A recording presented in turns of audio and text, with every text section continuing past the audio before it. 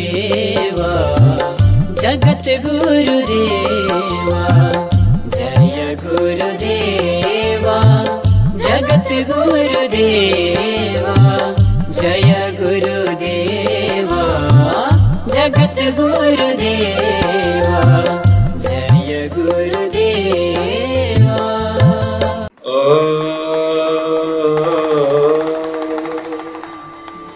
श्री राधा कृष्ण चरण कमलेभ्यो नमो नमः। परमाराध्य भगवान श्री राधा सर्वेश्वर परम प्रभुका दिव्यमान युगल चरणारविन्दमा यो पाञ्चभौतिक देहलाई समर्पण गर्दै प्रातः स्मरणीय परम पूज्यपाद जगद्गुरु महाराज श्रीका युगल चरणमा सतत दण्डवत प्रणाम गर्दै हरेक दिन चाहिँ आज पनि यो प्रातःकालको शुभ समयमा जगद्गुरु नेपाल सञ्चार केन्द्रको प्रस्तुति कार्यक्रम जगद्गुरु सन्देश लिएर हामी उपस्थित भइसकेका छौँ। विभिन्न देश विदेशबाट, गाउँ नगरबाट, दूरदराजबाट, कुना कन्दराबाट, गाउँ नगर अनि सहरबाट नेट, इन्टरनेट, फेसबुक, युट्युबका माध्यमद्वारा, टेलिभिजनका माध्यमद्वारा हामीलाई हेरिरहनुहुने तमाम महानुभावहरूलाई श्री राधेश्यामको यथायोग्य नमन अभिनन्दन गर्दै सधैँ भक्त सज्जन महानुभाव नवरात्रको यस पावन समयमा हजुरहरू घर घरमा शक्तिकी अधिष्ठात्री भगवती नवदुर्गा देवीको दिव्य आराधना गरेर रहिरहनु भएको छ। नवरात्रको अनुष्ठानमा हुनुहुन्छ पक्कै पनि परम्बा जगतजननी माता भगवतीले सबैमा सद्बुद्धि सद्विवेक प्रदान गर्नुहोस्। असत्यमाथि सत्यको विजय, आसुरी शक्तिमाथि दैवी शक्तिको विजय भएको यस पावन पर्व समग्र नेपालीहरूको वैदिक सनातन धर्मावलम्बीहरूको यस महान पर्व शुभ विजयादशमी 2078 सालको हार्दिक मङ्गलमय शुभकामना अर्पण गर्न चाहन्छौँ जगद्गुरु नेपाल सञ्चार केन्द्रको तर्फबाट। यसै शुभ अवसरमा जगद्गुरु महाराज श्रीका श्रीमुखारविन्दबाट यहाँहरूलाई विजयादशमीको शुभकामना प्रकट भएको छ। त्यो शुभकामना यही टेलिभिजनका माध्यमद्वारा हामीले यहाँहरूलाई हिजोदेखि राखिरहेका छौँ। आज नवरात्रको दोस्रो दिन हजुरहरूले घर घरमा ब्रह्मचारिणी भगवतीको आराधना गरेर उत्सवलाई मनाउनुहोला। यिनै शुभ भावनाहरू राख्दै आउनुहोस् जगद्गुरु महाराज श्रीका श्रीमुखारविन्दबाट विस्तृत शुभकामना सन्देश सहितको दिव्य अमृत वाणी श्रवण गरौँ। राधेश्याम।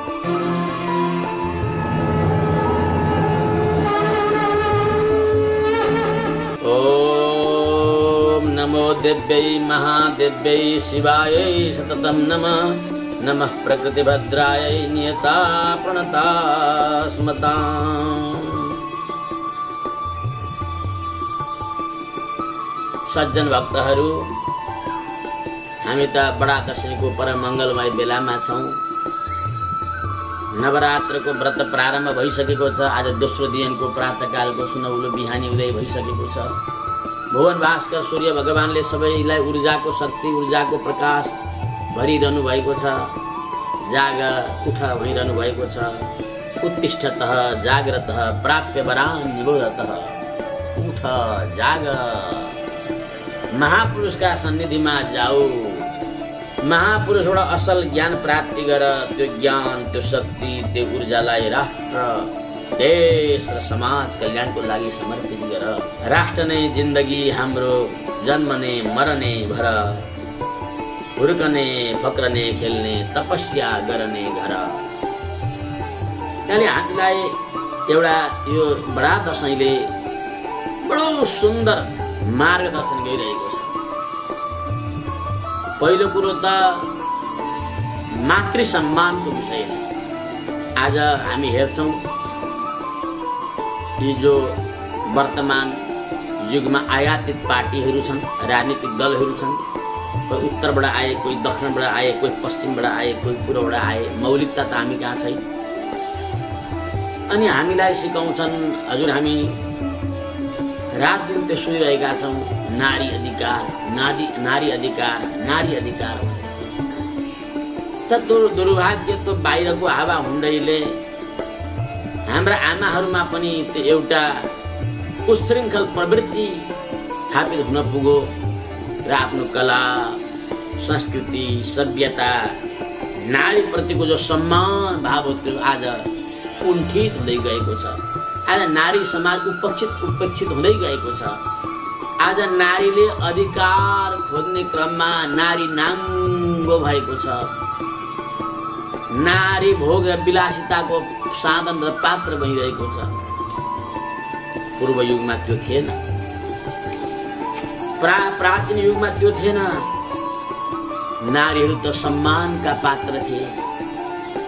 एउटी सीताको अपमान हुँदा जगत नियन्ता कर्तुम अकर्तुम अन्यथा कर्तुम सर्वसमर्थशाली भगवान राम राज्य त्यागेर नारी अस्मिताको लागि लड्दै लङ्का जानुभयो र दुराचारी, भ्रष्टाचारी, अन्याय, अत्याचारी, सामन्त, निरङ्कुश, तानाशाह, घमण्डी रावणको वध गर्नुभयो र सीतालाई ससम्मान आफ्ना दरबारमा ल्याएर दिव्य सिंहासनमा आसन गराउनु। नारीप्रति प्राचीन युग त्यति संवेदनशील थियो। भौमासुरले 16,100 नारी तयार गरेर म विवाह गर्छु भनेर सारा सबैका छोरी चेलीहरू लगेर बन्दीगृहमा हालिदिएको थियो। अत्यन्तै बन्दीगृहको कष्टमय जीवन व्यतीत गरिरहेका थिए। त्यो बेला परमाराध्य भगवान सर्वेश्वर श्रीकृष्ण प्रकट हुनुभयो र भौमासुरको वध गरेर ती नारीहरू, समाजबाट उपेक्षित हुनेवाला नारीहरूलाई, भइएका न्यायीहरूलाई आफ्नो द्वारकाको सिंहासनमा राजगद्दीमा राखेर आफू समान इज्जत दिनुभयो।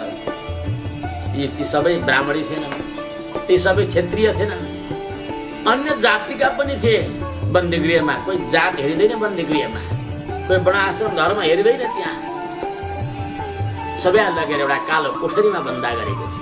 त्यतिखेर कृष्ण भगवानले नारी अस्मिताका लागि कति ठुलो बलिदान र समर्पण गर्नुभयो।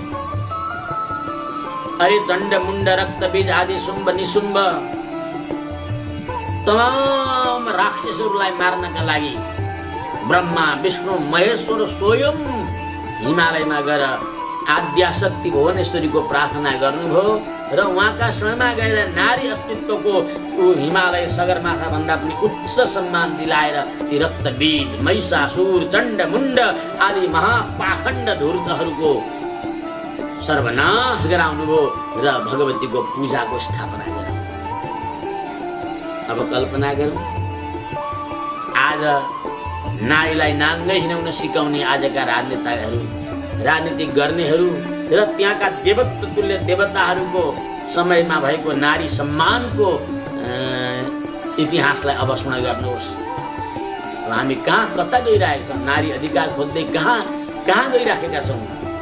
हाम्रो इतिहासलाई बलिदान त्याग गरेर, इतिहासलाई उपेक्षा गरेर, इतिहासलाई लात माएर आयातित सम्मान खोज्न जाँदाखेरि आज नारीहरू भयङ्कर डरलाग्दो अवस्थामा छन्। आज बेचेका छन् नारीहरू, बलात्कृत भएका छन् नारीहरू। राज्य सुन्दैन, देश सुन्दैन। कसैले मतलब राख्ने नारीहरू त केवल साधनका भोगका पात्र मात्रै बनेको अवस्था छ यो वर्तमान युग। यस्तो युगमा बडा दशैंले नारी अस्तित्वको, नारी अस्मिताको, नारी संस्कारको, नारी सभ्यताको, नारी महिमाको, नारीहरूको चरित्रको, नारीहरूको चरित्रमा प्राप्त हुने ऊर्जाको विशद व्याख्या भएको दिन हो। आमा बुवा, आज नारी सम्मानको पर्व हो। अब अर्को कुरो याद गर्नु, किन अरू पर्वहरू यति महत्त्वपूर्ण भएनन्? ल हेर्नुहोस् त, शिवरात्रि पनि आउँछ, रामनवमी पनि आउँछ, कृष्णाष्टमी पनि आउँछ, वामन द्वादशी आउँछ, नृसिंह चतुर्दशी आउँछ, ल हेर्नु, बुद्ध पूर्णिमा आउँछ। त त्यति राष्ट्रव्यापी रूपमा त्यो पर्व मानिँदैन। तर यो नवरात्र त मेचीदेखि महाकालीसम्म, हिमालयदेखि तराईसम्म सब जागेका छन्, सब खुसी छन्, सब गदगद छन्। अरे राजा, मन्त्री, प्रधानमन्त्री, राष्ट्रपति सब टिको लाउने होडबाजीमा छन्। अरे मेरामा तिमी आउँछौ कि, मेरामा तिमी आउँछौ कि, र राष्ट्रपतिकामा यति जाने, प्रधानमन्त्रीकामा यति जाने, हम मन्त्रीहरूकामा यति जाने, राजाकामा यति जाने, ल तमाम होडबाजी छ। ल अरू बेला होडबाजी हुन्छ? त्यो कृष्ण मन्दिरमा यति जाने कोही पनि भन्दैन, त्यहाँ यति जाने कोही पनि भन्दैन। तर सबै गरिबदेखि धनीसम्म, राजादेखि रैतीसम्म, पूर्वदेखि पश्चिमसम्म, उत्तरदेखि दक्षिणसम्म विश्वमा छरिएका मानव मात्रले, वैदिक सनातन धर्मका उपासकले यति उत्साह साथ शक्तिको, देवीको, महिलाको, स्त्री जातिको उपासना गरेका छन्। कल्पना गर्नुहोस् त्यो युगमा नारीको कत्रो सम्मान दिलाएका थिए ऋषि मुनिहरूले। तर अहिले पनि त ऋषि मुनिहरूलाई डल्लो पर गाली गर्छौँ। धर्माचार्यहरूले यो धर्मले नारीमाथि अन्याय गरौँ भनेर। अरे आँखा भन्दा भएका, आँखामा कचरा निक्लेका, कानमा काने गुजे भरिएका नेपाली हो, ध्यान दिएर याद गरौँ, ध्यान दिएर सुनौँ, ध्यान दिएर बुझौँ। कति ठुलो सम्मान नारी अस्मिताका लागि, नारी अस्तित्वका लागि त्यो युगमा थियो, प्राचीन युगमा। वर्तमान युगमा ल हेर्नुहोस् नारीको दुर्दशा। कारण यो शिक्षातिर तपाईँ आधुनिक नारी सम्मानको भिक्षा माग्न नजानुहोस्, दरबारमा नजानुहोस्, सांसद भवनमा नजानुहोस्, नेता कहाँ फर्किनुहोस्, महाभारत हेर्नुहोस्। एउटी द्रौपदीका लागि त्यत्रो महान युद्ध भयो नारी अस्तित्वका लागि, त्यो सम्मान थियो त्यो युगमा। राम राम कल्पना गर्नुहोस्। त्यहाँ फर्किनुहोस् न, महाभारत फर्किनुहोस्, रामायण फर्किनुहोस्, शिव पुराण फर्किनुहोस्, भागवतमा फर्किनुहोस्, इतिहासमा फर्किनुहोस्। अनि नारीको महिमा, नारीको आत्मा, नारीको अस्तित्व, नारीको अस्मिता बुझ्नुहुन्छ। त्यो सम्मान गर्ने पर्व हो यो पर्व, त्यो इज्जत दिने पर्व हो यो पर्व। विश्वमा नारीको पूजा गराएको दिन हो हाम्रा ऋषि महर्षिहरूले। कल्पना गर्नुहोस् आमा बुवा, आज ती नारीको अभ्यर्थना गर्ने दोस्रो दिन हो। अब यस दिन के पूजा गरिन्छ? प्रथमम शैलपुत्री च द्वितीयम ब्रह्मचारिणी।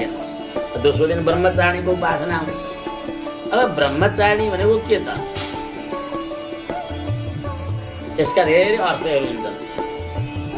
ब्रह्म भनेको त्यो भन्दा परतिर कुनै वस्तु छैन।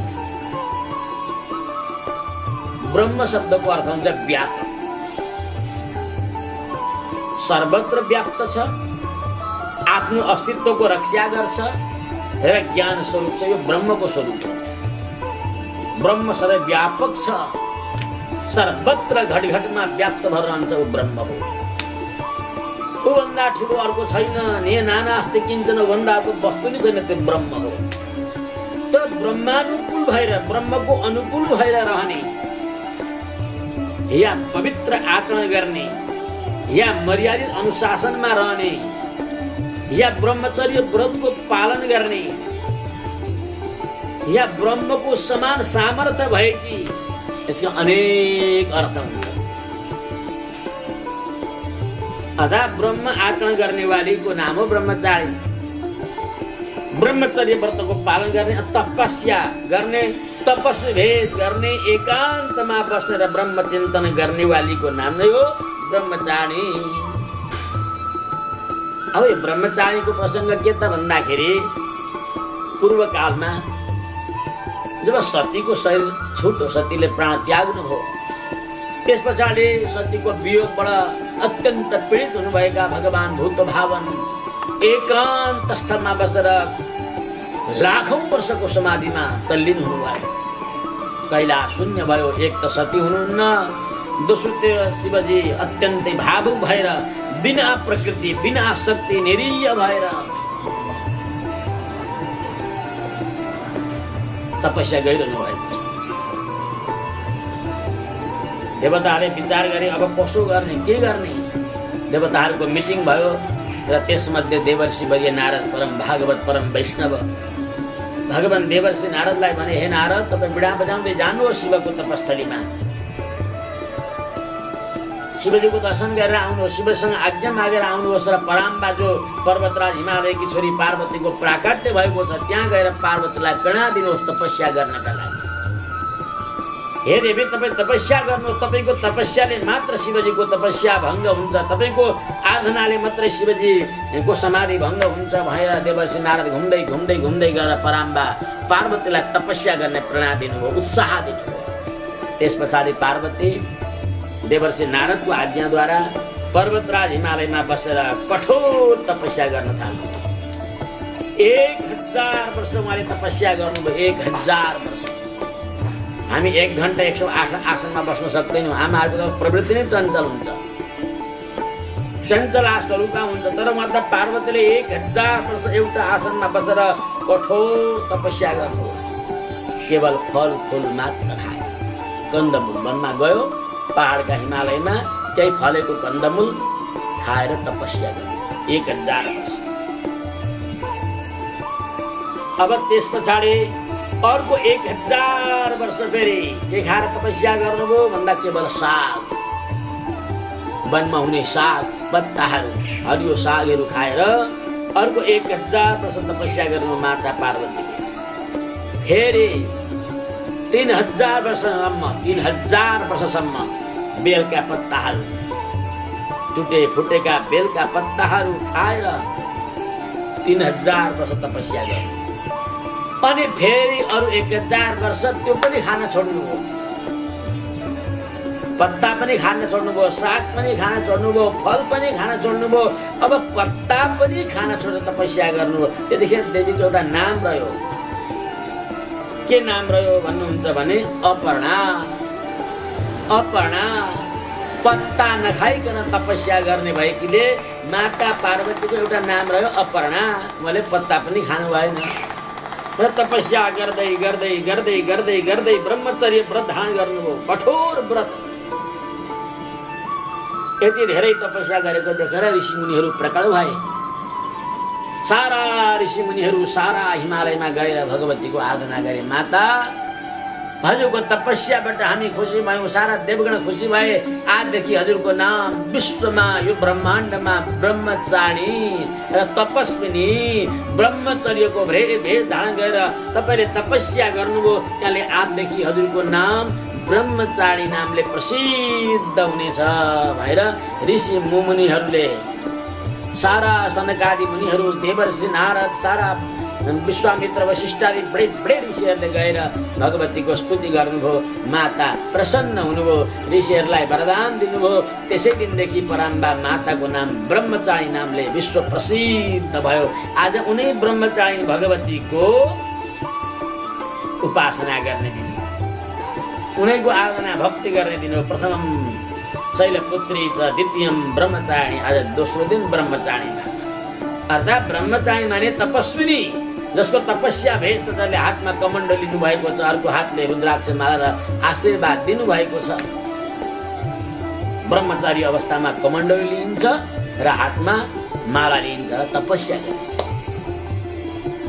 त यो भेष हो आज। त्यसकारणले आज ब्रह्मचारिणी भगवतीको उपासना हामी सबैले गरौँ, श्रद्धाले गरौँ, प्रेमले गरौँ। जसले ब्रह्मचर्य व्रत पालन गर्छ उसमा ऊर्जा, शक्ति, क्षमता, ओजस्विता, तेज प्राप्ति हुन्छ। आज ब्रह्मचारीको उपासना गर्ने ब्रह्मचर्य सामर्थ्य प्राप्त हुन्छ मनुष्यमा। यो दिमाग तेजिलो हुन्छ, बुद्धि तीक्ष्ण हुन्छ, विवेक बढ्दछ, ज्ञान शक्ति प्राप्ति हुन्छ। ज्ञानेच्छक्रियाद्याः अर्थात् ज्ञान शक्ति भगवानकी अत्यन्तै प्रिय शक्ति हुन्, ज्ञान शक्ति पनि प्राप्ति हुन्छ। र यस पछाडि भगवतीले तपस्या गर्नुभयो।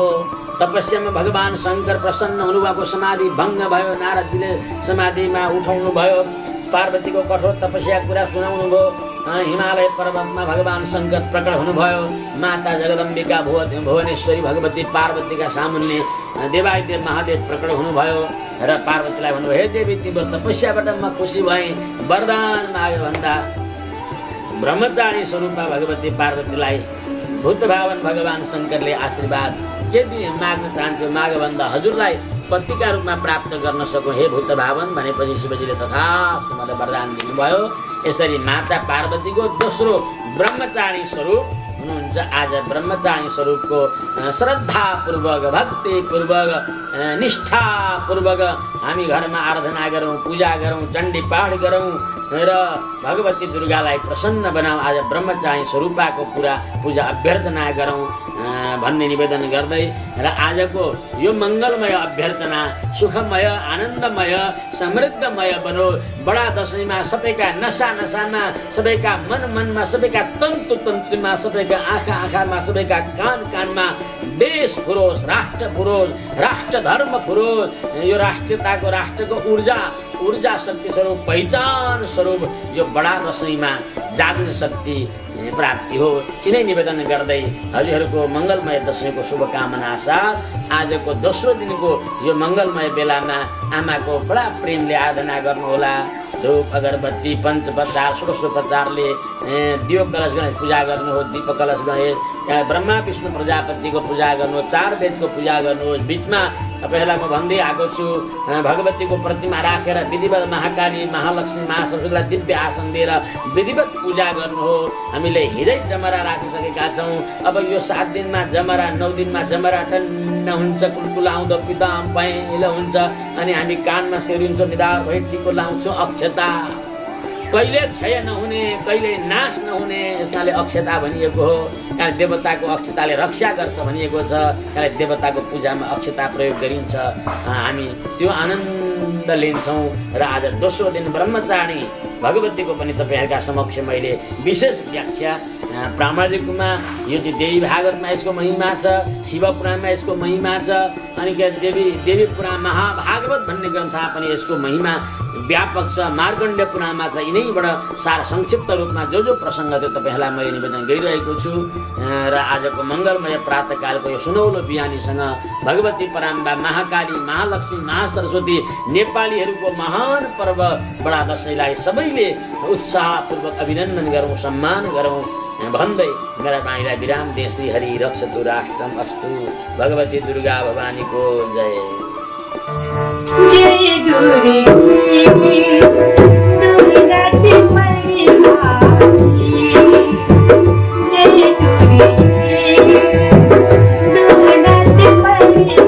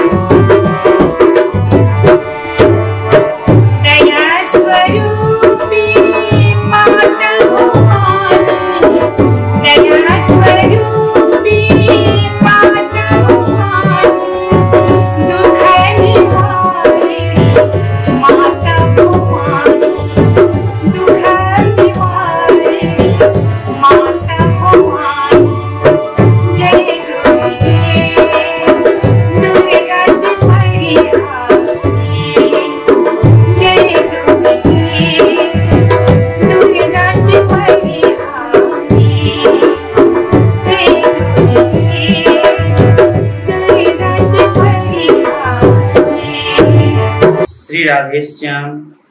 हाम्रो निर्धारित समय सम्पन्न भइसकेको हुँदा हामीले बिदा माग्नुपर्ने हुन्छ। आदरणीय दर्शक महानुभाव, हामी भोलि पुनः यही समयमा उपस्थित हुने नै छौँ। सम्पूर्ण महानुभावहरूको दिन शुभ बितोस्, सबैमा शुभ दिन। राधे श्याम।